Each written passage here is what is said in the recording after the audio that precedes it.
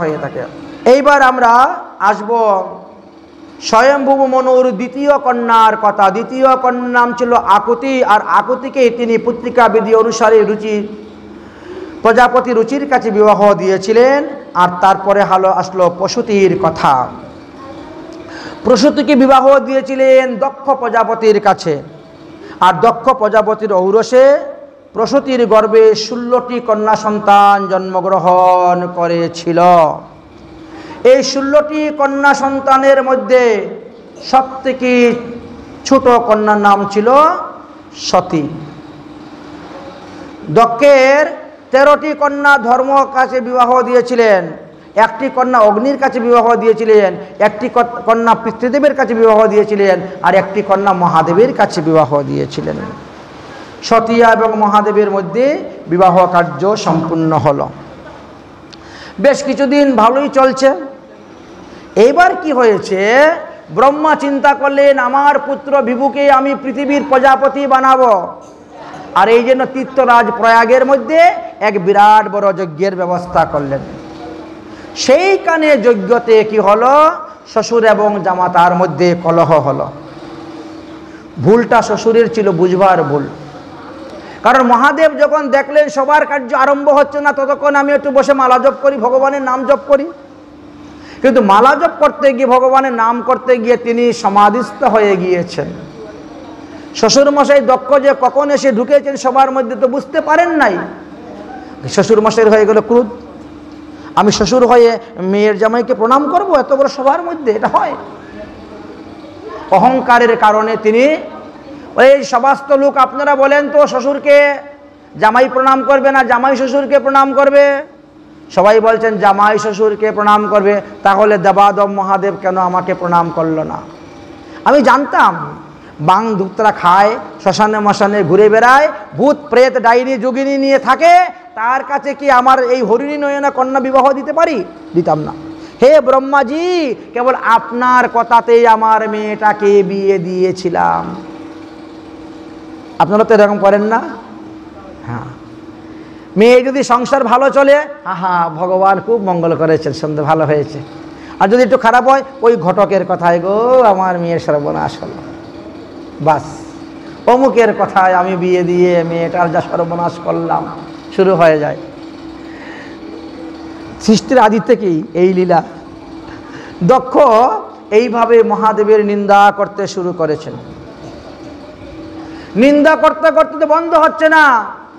তারপরে বলছেন কি, শিব যখন আমাকে প্রণাম করলো না, অনাদর করলো, তাহলে আজকে থেকে পৃথিবীতে যেখানে যেখানে যজ্ঞ হবে সেখানে মহাদেবের কোনো আসন দেওয়া হবে না। একে তো নিন্দা করলেন, তারপরে আবার অভিসম্পাদ। আচ্ছা, গুরুদেবের কোনো শিষ্য যদি থাকে কাছে, আর শিষ্য যদি গুরুদেবের নিন্দা শুনে তার কি অবস্থা হয় মনের চিন্তা করেন। গুরু নিন্দা কবু না করো শ্রবণ, না কবু কর্ণে না করো শ্রবণ। শাস্ত্রে বলছে যে তোমার গুরু নিন্দা করে তার জিহ্বা কেটে দাও, সমর্থ থাকলে। যদি না থাকে তো নিজের কান ধরে বিষ্ণু বিষ্ণু বলে সেখান থেকে পালিয়ে যাও, আর যাবে না সেখানে। এখন নন্দী মহারাজ পড়ে গেছেন বিপদে। আমার গুরুদেবের নিন্দা করতেছেন, এখন গুরুদেবের শ্বশুরই। এখন কি করে, তাকে তো জিহ্বাও কাটা যাবে না, আবার গুরুদেব উঠে না যাওয়া গেলে আমিও যেতে পারবো না। গুরুদেব তো সমাধি আছেন, কিন্তু প্রতিবাদ তো করতে পারি। এই জন্য নন্দী উঠে দাঁড়িয়ে গেলেন। হে মহারাজ দক্ষ, আপনি বড় পণ্ডিত, বড় জ্ঞানী, তাই আপনি আমার গুরুদেবের সদ্গুণগুলাকে অসদ্গুণ রূপে বিচার করে আপনি দোষ দেখতেছেন। আমি আপনাকে অভিসম্পাদ দিলাম, আপনার এই জ্ঞান লুপ্ত হয়ে যাবে। আপনি সারা জীবন কর্মকাণ্ড নিয়ে পড়ে থাকবেন, 1 নম্বর। 2 নম্বর, আপনি স্ত্রী কামুক হইবেন। 3 নম্বর, যে মুখ দিয়ে আপনি আমার গুরুদেবের নিন্দা করেছেন সেই মুখ আপনার ছাগলের মুখ হইবে। এইভাবে 5 নম্বর, আপনাকেও জন্ম জন্মান্তর সংসার চক্রে ভ্রমণ করতে হইবে শিব নিন্দার কারণে। 6 6 নম্বর অভিশাপটা বড় মারাত্মক ছিল।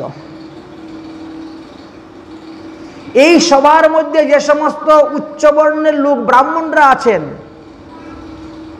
শিবের এতটা নিন্দা করতেছেন দক্ষ, তারপরেও আপনারা কোনো প্রতিবাদ করলেন না। তাই আমি সমস্ত ব্রাহ্মণদেরকে অভিসম্পাদ দিলাম, সমস্ত ব্রাহ্মণগণ সর্বভোগ্য হইবে। এই জন্য ব্রাহ্মণরা মদ মাংস কোনো কিছু ছাড়ে না, সব খায়। সর্বভোগ্য অভিসম্পাদ। এই কথা শ্রবণ করে ভৃগু ঋষি উঠে দাঁড়িয়ে গেলেন। হ্যাঁ, আমরা কি করলাম? তোমরা ঝগড়ার মধ্যে কেন আমাদেরকে উপরে এত বড় অভিসম্পাদ? অভিসম্পাদ তো আমরাও দিতে চিনি। তখন ভৃগু ঋষি উঠে বললেন, শিবব্রত ধরা যেচ তান উপনব্রতা প্রসন্দিং ভবন্তু সৎশস্ত্র পরিপন্থিন। আজ থেকে যে শিবের ব্রত করবে, আজ থেকে যে শিবের পূজা করবে, আজকে থেকে শিবের উপবাস করবে, তারাও পাষণ্ডী ধর্ম হবে। এমন সময় মহাদেবের টনক নড়েছে। মহাদেব উঠে গেছেন। চুপ, আর কোনো কথা বলা যাবে না। উঠো, চলো চলো চলো চলো, কথায় কথা বাড়বে। নন্দীকে চুপ করে দিলেন। নন্দী দাঁড়িয়ে গেল। মহাদেব উঠে সোজা চলে গেলেন। মহাদেব যখন চলে গেছেন তখন ব্রহ্মা উঠে চলে গেলেন, বিষ্ণু উঠে চলে গেলেন, এটাকে সমস্ত দেবতা চলে গেলেন। দক্ষযজ্ঞ আর সেখানে পূর্ণ হলো না। তিনিও প্রজাপতি হইতে পারলেন না। এইভাবে বহু বৎসর গত হয়ে গিয়েছে। ব্রহ্মা এবার চিন্তা করলেন, এবার হরিদ্বারের কঙ্কন নামক স্থানেতে আমি আমার পুত্রকে প্রজাপতি বানাবো, এইখানেই যজ্ঞ করব। সবাইকে নিমন্ত্রণ দেওয়া হয়েছে, কিন্তু শিবকে নিমন্ত্রণ দেওয়া হয় নাই। দেবী সতী হঠাৎ করে আকাশের দিকে তাকিয়ে দেখেন বিমান যুগে লোক যাচ্ছে আর কথা শোনা যাচ্ছে। মহাদেবকে জিজ্ঞেস করছেন, কি ব্যাপার? বিমান যুগে এত লোক কোথায় যাচ্ছে? আজকে কোথায় বৈষ্ণব সেবা ভান্ডারা? বলে, জানো না তোমার বাপের বাড়ি এত বড় উৎসব অনুষ্ঠান হচ্ছে? বলে, না, কই আমাদের নিমন্ত্রণ আসে নাই। মহাদেব বলছেন, তোমার বাবার সঙ্গে আমার শত্রুতা, তো নিমন্ত্রণ আসবে কেমন করে? কিন্তু তুমি তো তার আদরের মেয়ে, ছোট মেয়ে, তোমার তো নিমন্ত্রণ আসার দরকার ছিল, তোমারও নিমন্ত্রণ আসে নাই। তাহলে কি করা যায়? থাক, বাপের বাড়ি যেতে নিমন্ত্রণ লাগে না। দেবী যাবে না। বিনা নিমন্ত্রণে যদি তুমি বাপের বাড়ি যাও অপমানিত হবে, যেহেতু তোমার বাবা আমার সঙ্গে তিনার দ্বন্দ্ব। অতএব তুমি যেও না, ওখানে গিয়ে সুখ পাবে না, সুখী হবে না। মহাদেব অনেক নিষেধাজ্ঞা দিয়ে, সান্ত্বনা দিয়ে, বুঝিয়ে সুঝিয়ে তিনি চলে গেছেন তপস্যায়। আর সতী একবার ঘরের ভিতরে যায়, একবার ঘরের বাইরে আসে। শেষ পর্যন্ত তিনি রওনা হয়ে গেছেন বাপের বাড়ি যেতে। জননী জন্মভূমিস্য স্বর্গাদি অপি গরিয়সী। জন্মভূমিতে রওনা হয়ে গেছেন। মহাদেব সমাধিস্থ হয়ে দেখতে পেলেন সতী চলে যাচ্ছে। আহারে, মঙ্গল তো হবে না। সতী যদি একা একা শ্বশুর বাড়ি যায় তো শ্বশুর বাড়ির লোকেরা বলবে, দেখো দেখো দেখো, জামাইয়ের কোনো কাণ্ড জ্ঞান নাই, মেয়েটা একা একা কৈলাস থেকে আসলো হরিদ্বারে, একটা লোক পাঠাইতে পারলো না সঙ্গে। আরো দুর্নাম হবে, আরো বদনাম হবে। এই জন্য নন্দী বিরিঙ্গে বলেন, নন্দী বিরিঙ্গি তোরা পালকি বহন করে নিয়ে যা, আর ঢাক ডুল বাজিয়ে তোদের মাকে পৌঁছিয়ে দিয়ে আয় শ্বশুর বাড়ি যা। নন্দী বিরিঙ্গি পালকি করে সতীকে বসিয়ে ঢাক ডুল বাজিয়ে একেবারে গিয়ে উপস্থিত হরিদ্বারে। পালকি থেকে নেমেছেন, মাতাকে প্রণাম করেছেন, বোনদেরকে আলিঙ্গন করেছেন, আত্মীয় স্বজন ইষ্টি কুটুম্ব সবাইকে, সবার কাছ থেকে আদর পেয়েছেন। ওমা, বাবা কোথায় গো? বাবাকে একটু প্রণাম করব। দেখ, তোর বাবা হয়তো যজ্ঞশালায় আছেন। এইবার তিনি যজ্ঞশালায় ঢুকেছেন বাবাকে প্রণাম করার জন্য। কিন্তু দক্ষ যেই সতীকে দেখেছেন এমনি তিনার চোখ লাল হয়ে গেছে, চোখ বড় বড় হয়ে গেছে। একে তো নিমন্ত্রণ দিয়ে আসলো কেন? রেগে গেছেন, নিজের মেয়ের প্রতি রেগে গেছেন। দূর থেকে দেখতে পারলো সতী বাবার মুখের অবস্থা তো ভালো নয়, চোখের অবস্থা তো ভালো নয়, চোখ মুখ তো লাল হয়ে গেছে, থরথর করে কাঁপতেছে। ভয়ে সতী বাপের কাছে যাচ্ছে না। এদিক ওদিক তাকাচ্ছে যজ্ঞশালায়। কেন তাকাচ্ছেন? দেখছেন যে মহাদেবের আসনটা কোথায় আছে।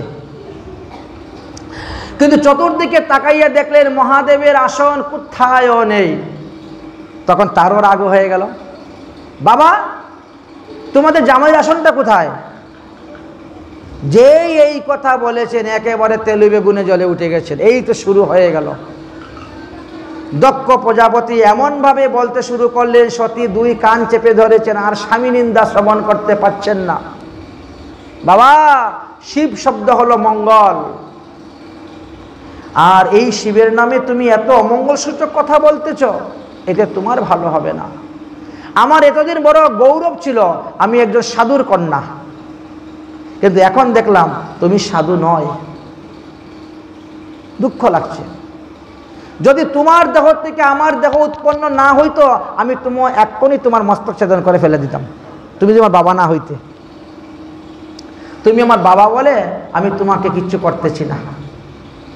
আমি যখন এইখান থেকে ফিরে কৈলাসে যাব তখন তোমার দক্ষ গোত্র উচ্চারণ করে আমাকে বলবে, ওগো দাক্ষায়ণী, বাপের বাড়িতে গেলে যজ্ঞ দেখতে কি কি দেখে এসেছ? আমি কি জবাব দিব? অতএব আমি আর স্বামীর কাছে ফিরে যাব না, এখানেই আমি আত্মহত্যা করব। এই তো বসে গেলেন, সমাধিস্থ হয়ে বসে গেলেন। শিবের চিন্তা করতে করতে তিনার ডাইন পায়ের কনিষ্ঠ আঙ্গুল থেকে অগ্নি প্রকট হয়ে গেল। সেই অগ্নিতে সতী, বিরহ অগ্নি, দাহ হয়ে গেলেন, পড়ে গেলেন, মারা গেলেন। চতুর্দিকে সংবাদ গেল সতী আর নেই, সতী আর নেই, সতী মারা গিয়েছেন।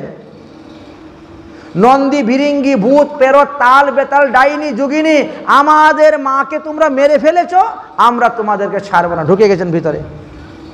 শুরু হয়ে গেল যুদ্ধ। য পলায়ত সজীবতী, যুদ্ধ শুরু হয়ে গেছে। ভৃগুমুনি দেখলেন যে এই ভূত প্রেরতের সঙ্গে তো যুদ্ধ করে পারবো না, কি করা যায়? ইনি দক্ষিণা অগ্নিতে আহুতি প্রদান করলেন। সেখান থেকে রিভু নামক অসংখ্য সৈন্য বেরোলো, আর অগ্নিকাষ্ঠ হাতে নিয়ে তারা যুদ্ধ করতে শুরু করলো। সমস্ত শিবের অনুচরদেরকে হস্তপদ্ম ভঙ্গ করে বিদায় করলেন। এদিকে মহাদেব গিয়ে উপস্থিত হয়েছেন কৈলাস পর্বতে। গিয়ে দেখেন মহাদেব, এই নারদ মুনি কৈলাস পর্বতে গিয়ে উপস্থিত হয়েছেন। হয়ে গিয়ে দেখেন মহাদেব শান্তশিষ্ট হয়ে বসে আছেন। একই দেবাদিদেব মহাদেব, আপনি তো বড় শান্তশিষ্ট হয়ে বসে আছেন। বলে কি করব? কি করবেন? আপনার সতী যে আর নেই পৃথিবীতে, এটা আপনি জানেন না? বলো কি? হ্যাঁ, আপনার সতী দক্ষকুণ্ডে পড়ে মারা গিয়েছে। আর মহাদেব ক্রোধ সহ্য করতে পারলেন না। দুষ্টের দমনের জন্য একেবারে সংহার মূর্তি হয়ে দাঁড়িয়ে গেলেন। দুষ্টদেরকে শাসন করার জন্য তিনি কি করলেন? মাথার থেকে একটা জটা ছিঁড়ে ফেললেন। তার থেকে বীরভদ্র নামক দ্বিতীয় শিবের মতন এক অনুচর সৃষ্টি হলেন। মহাদেব ত্রিশূল দিয়ে দিলেন, যাও সমস্ত অনুচরদেরকে নিয়ে গিয়ে দক্ষর যজ্ঞ লণ্ডভণ্ড করে দাও, দুষ্ট যজ্ঞকে শাস্তি দিতে হবে। বীরভদ্র এমনভাবে রওনা হয়েছেন, দিনের বেলা পদের চরণের ধুলিতে আকাশ অন্ধকার হয়ে গিয়েছে। কি ব্যাপার? বিপদসঞ্চক। মুহূর্তের মধ্যে গিয়ে পৌঁছে গেছেন, আর প্রস্রাব করে যজ্ঞকুণ্ডের অগ্নি বন্ধ করে দিয়েছেন। রশি সব কেটে দিয়েছেন, বাঁশ সব কেটে দিয়েছেন। শুরু হলো যুদ্ধ। তখন দেবতাদেরকে ত্রাহি ত্রাহি লেগে গেল। কারো হাত কেটে গেল, কারোর পাও কেটে গেল, কারোর মাথা ফেটে গেল। হাত ভাঙ্গা, পা ভাঙ্গা, কোমর ভাঙ্গা নিয়ে দেবতারা দৌড়তে শুরু করলেন। সেখানে ভৃগু পরাজিত হয়ে গেলেন। ভৃগুর বংশীয় ব্রাহ্মণরা আর কিচ্ছু করতে পারলেন না, কারণ যজ্ঞকুণ্ড বন্ধ হয়ে গেছে। তারা আর কি করবেন? তাদের ক্ষমতা আর কিচ্ছু হলো না। এইবার গিয়ে ধরেছেন ভৃগুকে। নন্দী বলছেন, এই ভৃগু আমার গুরুদেবকে অভিসম্পাদ দিয়েছে, যে শিবের ব্রত করবে সে নাকি চণ্ডাল হইবে, সে পাষণ্ড হইবে, যে শিবের প্রসাদ খাইবে সে নাকি চণ্ডাল হইবে। তাই নাকি? ধরে এক টান দিয়ে ভৃগুর দাড়ি সব তুলে নিয়েছেন, ছিঁড়ে দিয়েছেন। এই দেখো, এই ভগ নামক সূর্য এ চোখ দিয়ে ইশারা দিচ্ছে আরো বেশি করে নিন্দা বলার জন্য। দরে দুটা চক্ষু টান দিয়ে তুলে দিয়েছে। এই যে পুষ্য নামক সূর্য, সে দাঁত বার করে খিলখিল করে হাসছিল যখন আমার গুরুদেবের নিন্দা করে। ঘুম পাতিয়ে মাটিতে ফেলে পাথর দিয়ে দাঁত সব ভেঙে দিয়েছে। ইনি হলেন আমাদের গুরুদেবের শ্বশুর, ইনি হলেন দক্ষ। ইনি যত নিন্দা করেছেন তা বলার মতো নয়, সঙ্গে সঙ্গে মাথা কেটে দিয়ে অগ্নিতে ফেলে দিয়েছে। এইভাবে দক্ষযজ্ঞ লণ্ডভণ্ড করে সবাই ফিরে চলে আসছেন। দেবতারা হস্তপদ ভঙ্গ হয়েছেন। দেবতারা হস্তপদ ভঙ্গ হয়ে তারা গিয়ে উপস্থিত হয়েছেন ব্রহ্মার কাছে। ব্রহ্মাজি, এই দেখেন আমাদের এই অবস্থা, আমরা ভান্ডারা খেতে গিয়ে, যজ্ঞ অনুষ্ঠানে গিয়ে আমাদের এই অবস্থা হয়েছে। ব্রহ্মা বলছেন, যেখানে স্বয়ং ভগবান বিষ্ণু যান নাই, যেখানে মহাদেব যান নাই, যেখানে আমি যাই নাই, সেখানে তোমরা কেন ভান্ডারা খাওয়ার লোভে আর দক্ষিণা খাওয়ার লোভে গেলে? দক্ষিণা পাওয়ার লোভে? এই জন্যই তো তোমাদের এই অবস্থা হচ্ছে। এখন কি করা যাবে যাতে আমরা সুস্থ হই, ভালো হই, তার উপায় করুন। বলে তাহলে বিষ্ণুর কাছে যাও। ব্রহ্মা সমস্ত দেবতাদেরকে নিয়ে বিষ্ণুর কাছে গেলেন, উভয়ে মিলে পরামর্শ করলেন। তখন ভগবান বিষ্ণু বললেন, মহাদেবের এক নাম হলো আশুতোষ, তিনি অল্পতে সন্তুষ্ট হয়ে যান। অতএব মহাদেবের জয় গুণগান যদি কীর্তন করতে করতে যদি তার কাছে যাও, তিনি কখনো অভিসম্পাদ দিবে না, কাউকে দুঃখ দিবে না, কষ্ট দিবে না, বরং দুঃখ থেকে উঠার উপায় তিনি বলে দিবেন। তাহলে কি করব? আমরা শিবের গান গাইতে গাইতে সমস্ত দেবতাদেরকে নিয়ে, ব্রহ্মা এবং বিষ্ণুকে সঙ্গে করে নিয়ে আমরা এখন রওনা হব কৈলাস পর্বতে। চলো শিবের মহিমা কীর্তন করে রওনা হই। জয় জয় শিব শঙ্কর মহেশ্বর, জয় জয় শিব শঙ্কর মহেশ্বর, জয় জয় শিব শঙ্কর মহেশ্বর। জয় শম্ভু, জয় শম্ভু, জয় শম্ভু দিগম্বর ভূতেশ্বর, জয় শম্ভু, জয় শম্ভু দিগম্বর ভূতেশ্বর। জয় জয় শিব শঙ্কর মহেশ্বর, জয় জয় শিব শঙ্কর মহেশ্বর। শশী শেখরম মুন্ডো মালেশ্বরম, শশী শেখরম মুন্ডো মালেশ্বরম। কৈলাস বিহারী মহেশ্বরম, কৈলাস বিহারী মহেশ্বরম। জয় শম্ভু, জয় শম্ভু, জয় শম্ভু দিগম্বর ভূতেশ্বরম। পশুপতি ত্রিপুরারি গঙ্গাধারম, পশুপতি ত্রিপুরারি গঙ্গাধারম। ত্রম্বেশ্বরম উমা প্রাণেশ্বরম। জয় শম্ভু, জয় শম্ভু দিগম্বর ভূতেশ্বরম।